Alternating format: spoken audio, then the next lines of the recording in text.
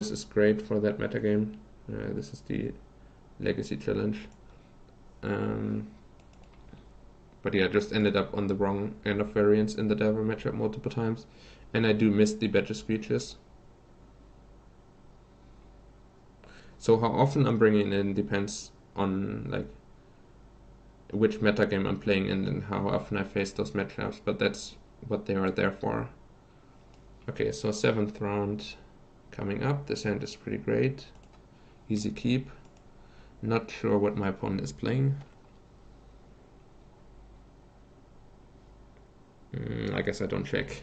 Wanted to see how my tiebreakers change, but let's just focus on winning this match and then we'll figure all the other stuff out later. There is my Faithless Suiting, yeah. And also this is the matchup that Zen's Enlistment is for, so that feels pretty amazing. This is also the matchup that main deck Reaping the Graves is for. Also think blue-black is not particularly good as a deck, but it is a deck that is very heavily played. So I still wanted to respect it in terms of being prepared for it with my deck list. Even though I think people who are playing it are also making a mistake.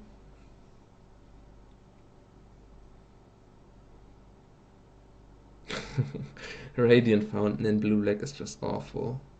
Though I guess that indicates that they're a more controlling version of the deck, something teachings-oriented instead of alchemy. I mean, the same thing still holds true in those matchups. That like Zen's Enlistment is insane. Okay, I think I'll looting for land drops because Palisandus is my best card by far in the matchup, and I want to cast it as quickly as possible. Then probably alright to get rid of Galvanic Blast.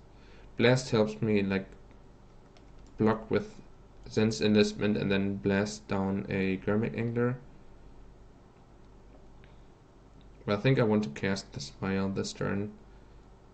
Or I could crack the Clue, I guess. Yeah, I think this is what my instinct says, and I don't want to waste too much time, so I'm gonna do this.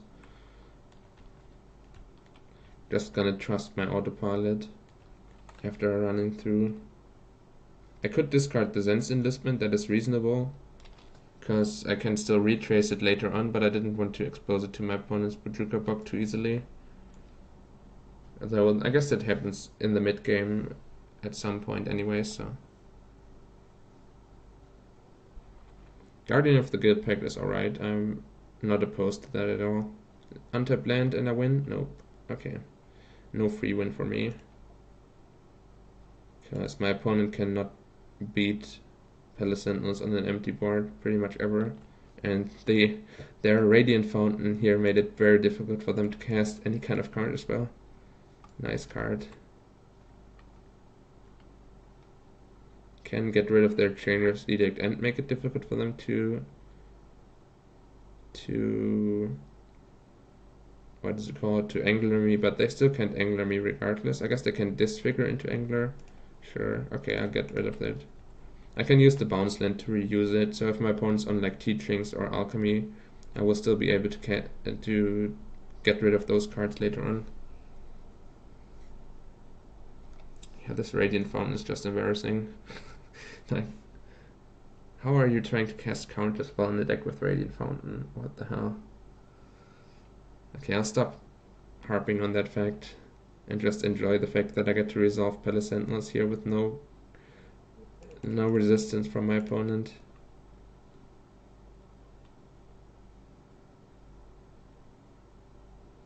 Would not be unreasonable for them to just concede here. But I don't think enough people have that much respect for the Sentinels to correctly concede here.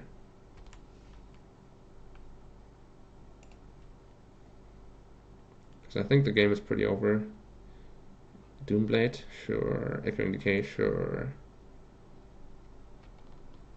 I mean, the best thing they can do is like cast Moldrifter, and then I might be forced into Galvanic Blasting the Moldrifter or something. But still, from there I don't really see myself losing. Especially not with Zen's Enlistment. My opponent also needs to come up with Graveyard Hate to deal with the Zen's Enlistment, otherwise they can't really win against that either. Because that's the thing.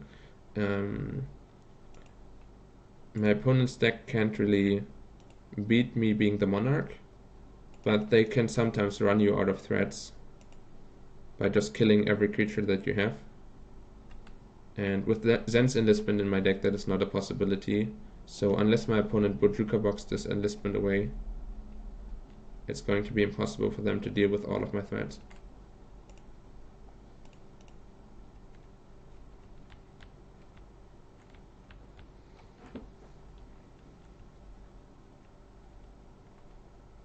Yeah, I'll try out Guardians of the Guild Pact as well. I mean, I already answered the question, but I think it's a very reasonable thing to consider. I just don't know how to make room for it, because like Palace Sentinels is an amazing 4-drop and you want them. Even main deck Serrated Arrows is tempting and good against many of the top decks. Then Guardian of the Guild Pact is a nice little mirror breaker. So difficult to make room for that many 4-drops. But definitely this is a deck list where every week I'm going to be submitting a different deck, and what I'm playing changes from week to week to week depending on what I expect other people to be doing. That's part of the amazing thing about this deck, is that you can always customize it to deal with your opponent's deck choices.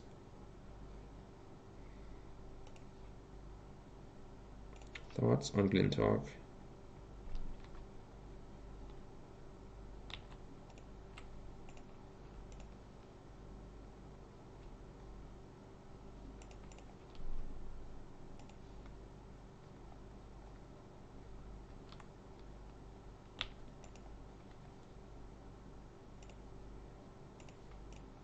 The Prismatic Strands is definitely getting discarded to Faithless Looting, and I don't think I'm in such a hurry to get rid of my lands to Zen's Enlistment. I can build up like my land count to until I have 8 mana in play or something, and then make 4 tokens a turn. Right now it's still pretty easy for my opponent to come up with another Echoing Decay or something, or maybe they have Evinkra's Justice somewhere in their deck to deal with these tokens. But then if I'm flooding the board every turn, they need to constantly be coming up with more of those answers. And then it becomes difficult for them to deal with all of that. And yeah, developing more flyers here makes it so that my opponent has to stay in a reactive role. And this might be a blue-black flicker though. Yeah, this is an indicator for flicker as well, so I have to watch out a little bit not to allow my opponent any type of flicker shenanigans. Yeah, Custody Squire has the same problem. It's like amazing in the grindy matchups, but it's kinda expensive, and it's difficult to make room for that many expensive cards without your deck becoming too clunky. But Custody Squire is like pretty much the same. It plays pretty much the same role as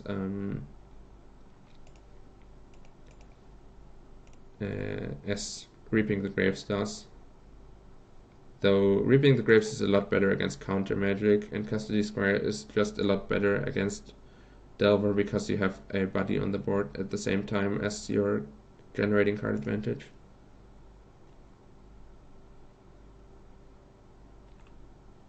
And in the mirror, like, Custody Squire is also pretty appealing, though I think Reaping the Graves is slightly better than Custody Squire in the mirror.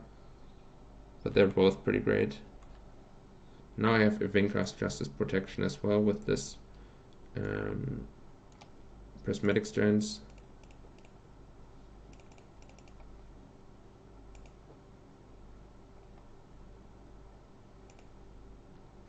I think I'll keep reusing the Bojuka Bog in case there are flicker shenanigans. I might be able to use this as protection. And I can flicker both of these now for some card advantage, but I don't really think my opponent's card advantage is going to keep up with mine. Blue-black control is not favored against anything.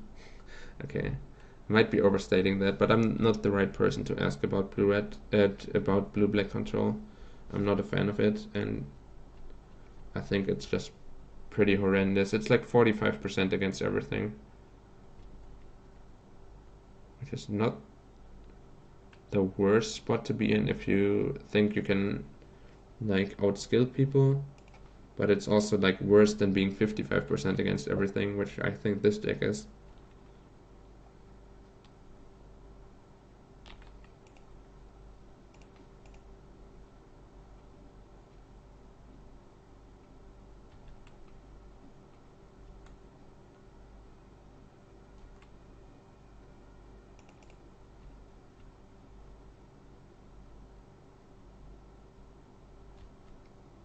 Can start just pointing burn at my opponent's face as well at some point. Guess I'm fine with bounce land still. Even if my opponent like didn't rover horrors my bounce land again, I don't really mind too much. Well, I guess I'm discarding 2 hand size. I can try shooting this. Yeah, I guess this is amazing for me because I found the extra Galvanic Blast. Now they counterspell, I Galvanic Blast it again. Could have also helped my Galvanic Blast from my opponent's face. Then they get to flicker this. Do I really mind? They flicker it and then they just die pretty quickly. Yeah, that's probably better. Just wanted to avoid discarding 2 hand size and I got to trade it for a counterspell.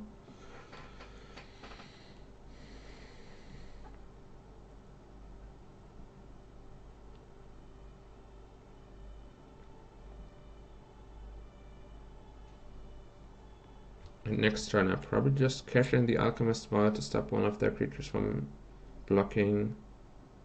Archaeomancer. Sure. Yeah, so they definitely blue-black flicker. Can get the Archaeomancer. No, if I fight over the Archaeomancer now, they get to flicker in response, and that's a huge blowout. Because I only have 1 mana open to interact. If I untap and then board the Archaeomancer, they can try and flicker, then I give any blast in response. I stop all of the lock shenanigans.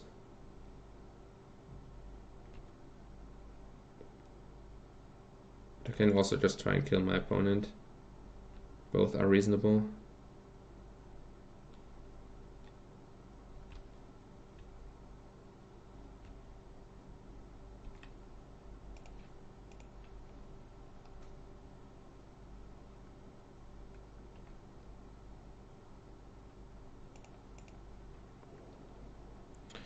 My record is 4-2.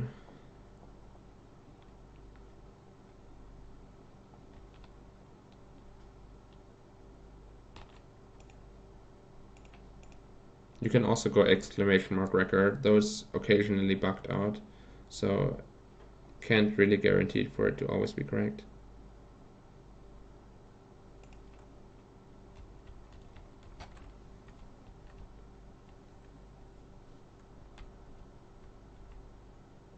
Yeah, the life gain duels are amazing. I think Radiant Fountain is pretty overrated.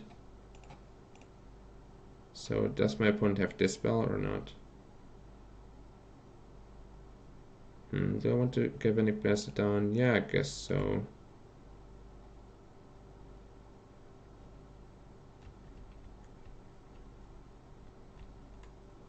Getting the 4/4 off of the board can't be that bad for me.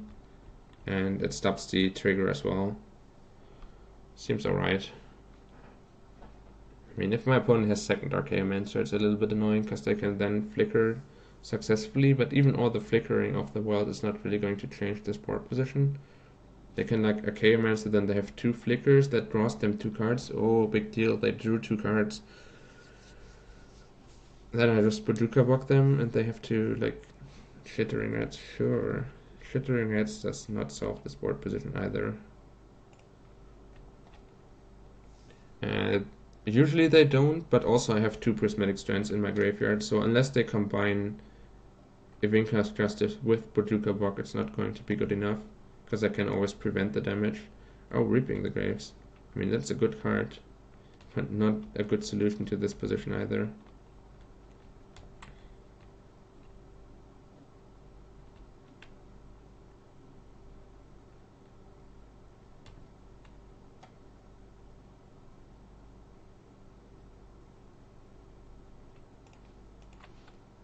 Just crack the clue so I can F6. Then kill my opponent. I guess I shouldn't F6 because of Evincula's Justice. That was not smart. Not that it really changes much. They can flicker in response, but then they still end up dead. So I want them to.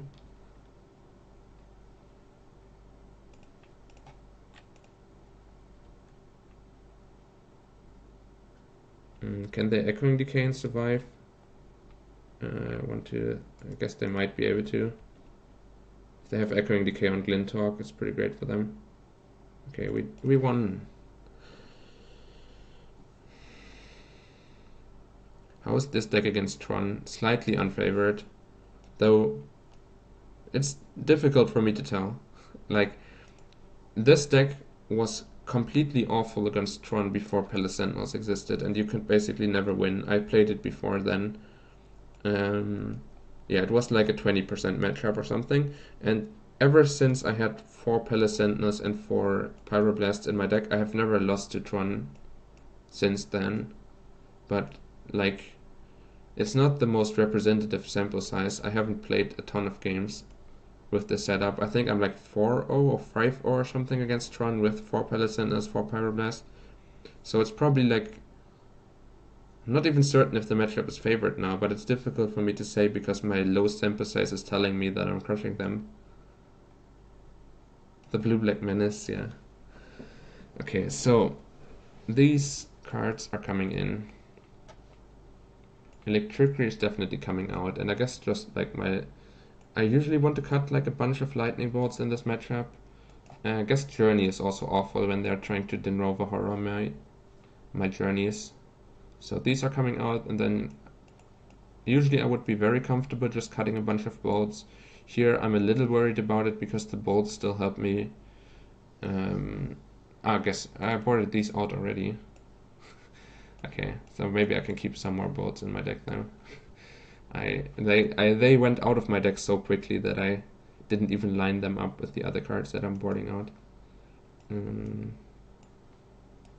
Standard Bearer doesn't help against Flicker because it says creature you control, so they can still do Flicker shenanigans even with Standard Bearer on the board.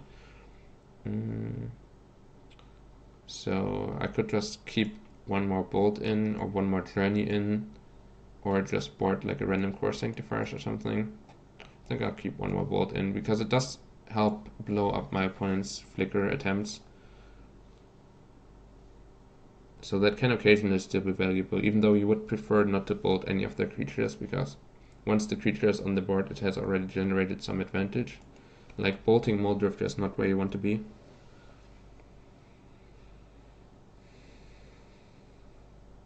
Yeah, I agree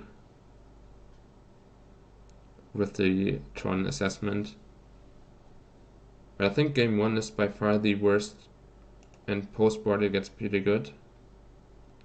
Yeah, this has to be a key, but I'm not happy about this hand. Okay, Boros Garrison makes the hand a lot better.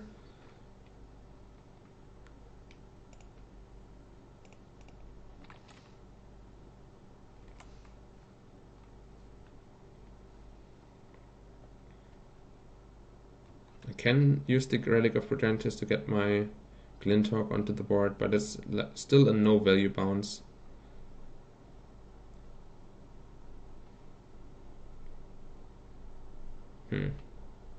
This Prism, next turn Glinthawk, bounce Prism. Yeah, I guess it's slightly better to Prism this turn than next turn Boros Garrison.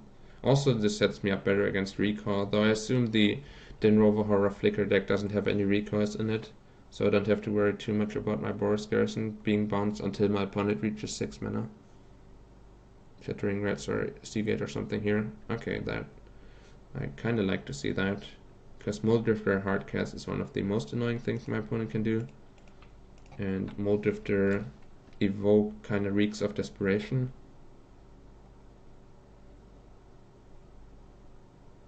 I mean, it's not bad for them, it's still a 2-for-1. But I guess it's still awkward for me that I have to bounce this and can't keep Bolt open. But I think I still prefer that to set up my Palace Sentinel's mana for next turn. I could have bounced the Relic for that reason, but I think the extra card draw I get off of Prism is still worth more than just presenting Bolt here. The big upside of presenting Bolt is that if my opponent plays like a Seagate Oracle here or something, I can Bolt at end of turn, then untap and Palace Sentinels, and then my opponent is once again in that spot where they can never win. Because Monarch is just unbeatable for them. I think most of those lists don't play Essence Scatter, so they still can't really counter this with blue-black open. the Essence Scatter me here, I'm pretty sad, but I think I still just jam this. Yeah, nice. Oh no, not Doomblade, no! I hope I don't exaggerate with not taking this blue-black deck seriously, but it's hard to take them seriously if they're Doomblading and... No! Okay, that I actually don't like, because it makes my Reaping the Grass worse in the long run, and they can keep reusing it with the bounce land. Okay, sure. But yeah, when all of your creatures draw a card, you're not particularly worried about your opponent's spot removal.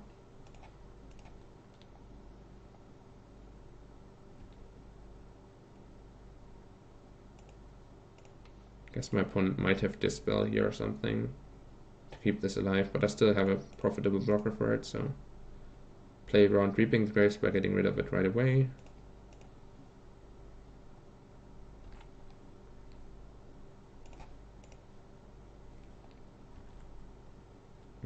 They do get to Denrova Horror my bounce land now, which is kind of a tempo swing, but I have made all my land drops, so even if I just like discard the bounce land or like discard Prophetic Prism Faithless Looting here, it's not that bad for me if it gets bounced.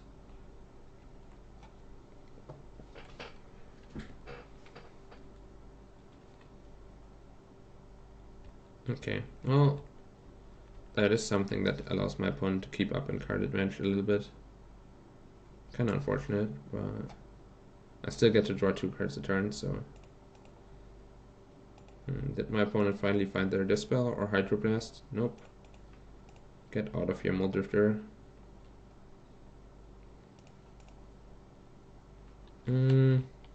Guess it could be time to go aggro. Yeah, I mean, not really aggro, just make a clue and then just play a little bit more creatures rather than cycling a bunch. Not cycling a bunch could backfire a tiny bit, because then it's more difficult for me to answer like a Denrova Horror or something that my opponent plays. If I'm drawing more cards right away, it's easier for me to find the Galvanic Blast right away.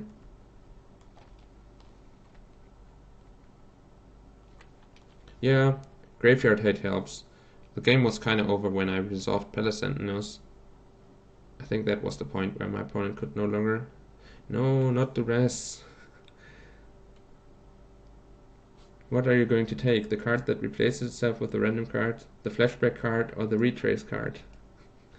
I mean, they can bounce the Badruka Bog and then permanently get rid of the Zen's Enlistment, and that's a little bit of a nuisance. No, not second mismatch Duress. You get an F from 2Blave for your mismatched Duresses.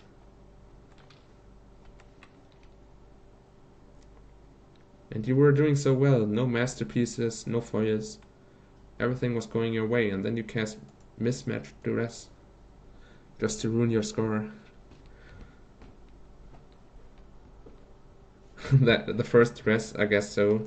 There's better Duresses available than Ixalan. Guy on a boat. Zombie.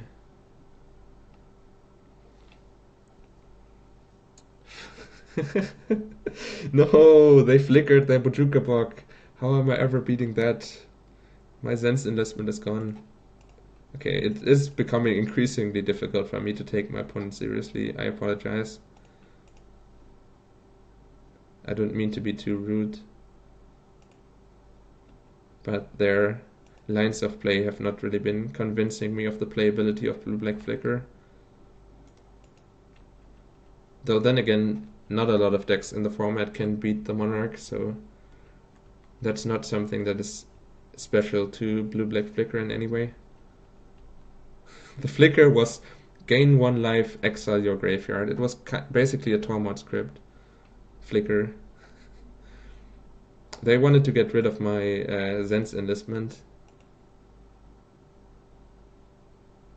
Yo, Kenziki. No, the Duresses are all black-bordered. Evinka's Justice with buyback? No. Sure. I mean, it does kill many of my creatures. But the 2 damage return is likely more beneficial to me than it is to my opponent, because I'm drawing through my deck into more burn.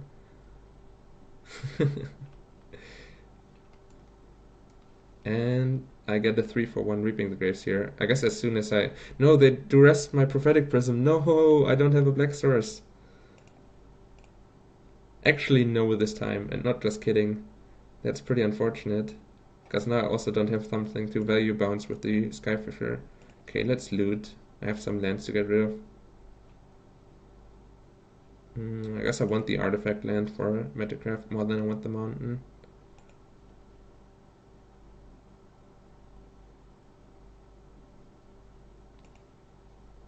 Always loot, as they say in the business, right?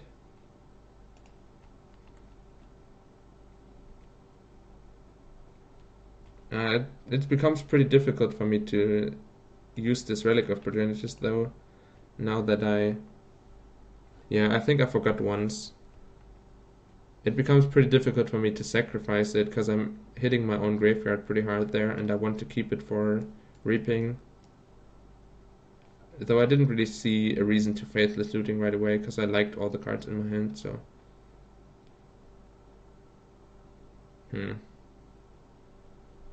It's kind of no consequence. Does replace itself, but sure, let's let this resolve.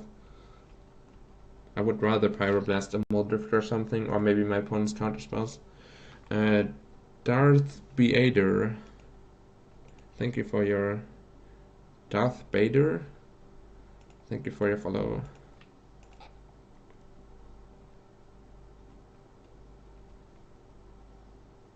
No, they Doombladed my guy. Okay, please just let me find a Prophetic Prism or something, then the game just ends a little bit quicker than the nonsense we have to do here. Okay, I'll just board this. If they counterspell, I don't mind. If they don't counterspell, they keep not having a board for Monarch. Okay, now I have some useless cards to get rid of. Keep looking for a Prophetic Prism.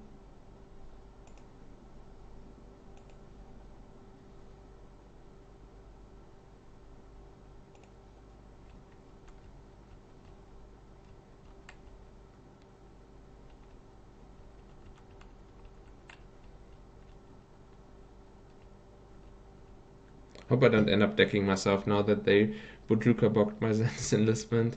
If that play actually ends up winning my opponent the game, I will be very sad about it, but I think the Reaping the Grave should be sufficiently... should be sufficient gas for me to win the game off of it. I don't think I want to I can sack my Relic, but then my opponent unlocks their graveyard, and I lose my graveyard, so I can't Reaping the Graves it anymore.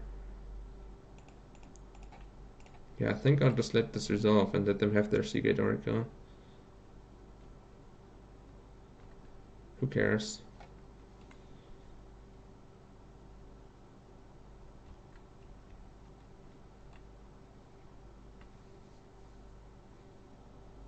Yeah, Faithless Looting is amazing. It's not the first time I said that today. Faithless Looting, amazing. Now that's pretty good against Seagate Oracle. It's also pretty good with core Skyfisher. Assuming they don't just kill it in response. Ah, I should have played this file first.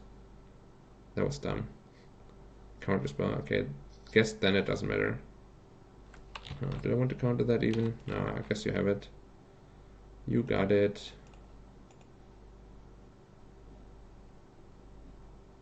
I guess I might not want to bounce this because my opponent can get an attack through. No, it's fine. They still have a Vincar's Justice in their hand, so I guess that allows them to trade their Seagate Oracle for my Skyfisher if I block, which I'm going to. Once again, I don't really think I mind. They're losing more life total and get themselves further into burn range. Yeah, 2 unknown cards, exactly. Well, 1 unknown card now. Against my 7.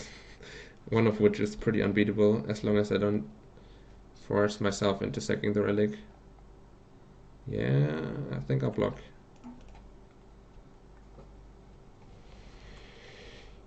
Yeah, I think the only chance for me to lose is if I mill myself out by not having enough threats and they somehow end up beating everything.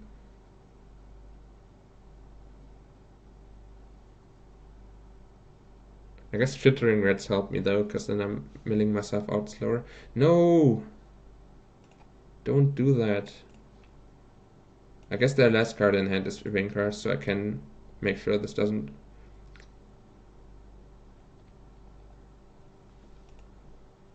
It is just Grandpa tech.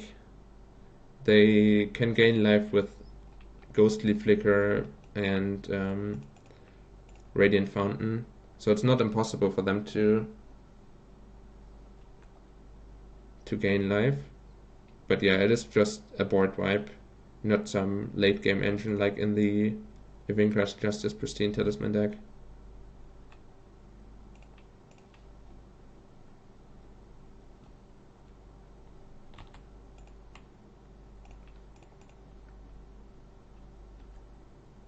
This is not the cycling artifact I really want though.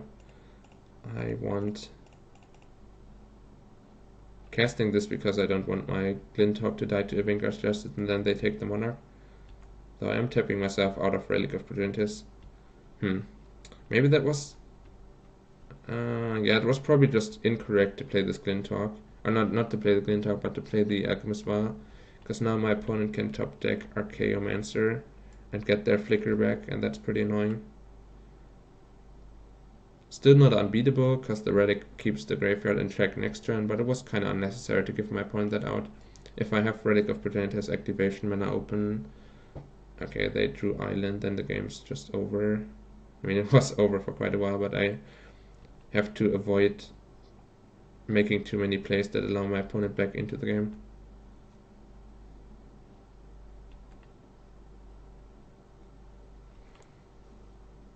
Yeah, before Palace Sentinels was legal, a lot of matchups were a lot easier for the opponents of the Boros Legion, but now Boros crushes everything, because Palace Sentinels is a busted magic card, and the Pauper format is not really all that well equipped to deal with it.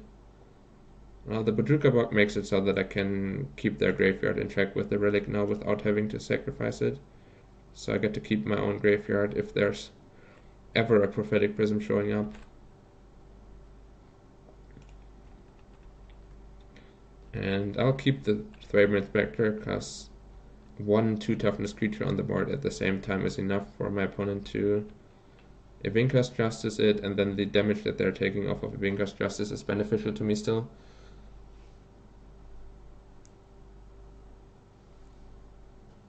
No, not the... Okay, this time they're actually getting my game-winning card, so...